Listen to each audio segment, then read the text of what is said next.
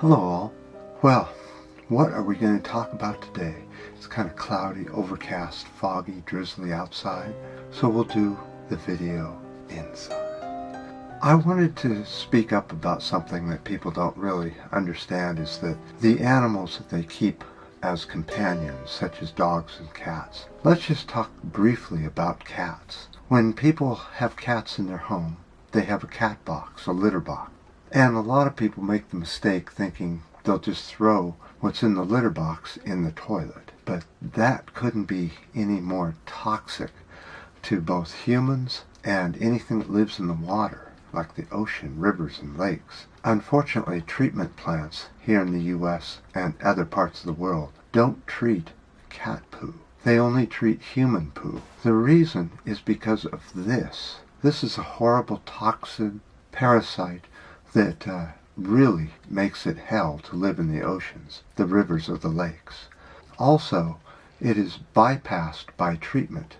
It can't be treated, so it just goes right on through and into the waterways. And we drink a lot of the water that is right below treatment plants. So that means that we're taking in that particular parasite, and then it's bad for us too.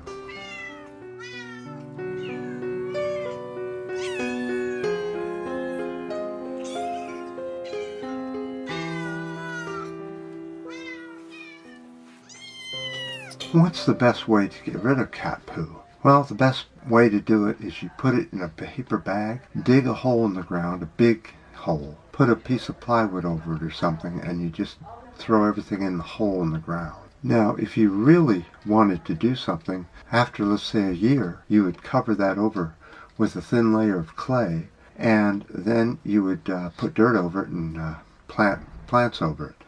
And that way, it will be naturally absorbed by the environment in the ground, which can handle these toxins a lot better than the water system. Then you make a new hole and you do it over again and over and over. You sort of naturally will fertilize your yard doing that. Another thing is, if you own a dog can be as terrible for the environment as an SUV, they compare. The reason is because people tend to buy big dogs and then let them run wild in the wild, which is the worst thing you can do. They are a meat eater, they are a predator, and they love things the size of a rabbit, a cat, a rat, a mouse, a marsupial of some sort. So letting a dog out without a leash, big problem. So if you're going to have a companion dog with you, the best thing is to have a semi-indoor dog that is on a leash when it's outdoor.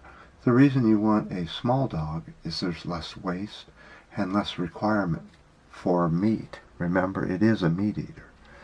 So a lot of the reason that the requirement for meat in the U.S. is so high is because of the dog ownership and the size of the dog.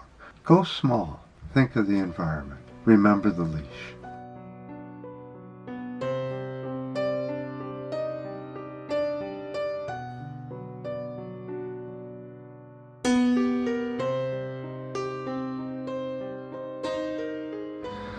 So, I just got done finishing. I think the beans are getting close. I thought I would try them right here on camera. No, still hard in the middle. But I'm not here to talk about beans. I'm actually here to talk about what's going on here in the U.S. with the old John Kelly, who was the chief of staff for the White House. What's he up to now? You won't believe it. So John Kelly joined the board of directors of Caliburn International. Now they have multiple horrible companies. This is an international company that is terrible. So they run comprehensive health services. Don't let that name fool you. These are shelters for migrant children. This is the company that helped separate children from their parents during the Orange administration's attack on children. But that's not just the worst of it. This company is still in business and is profiting off of this this separating children from their parents. During 2017, it raked in $222 million, but in 2018 to 2019, it's expected to make a profit of $341 million on separating and sheltering migrant children. How can anybody look at the U.S.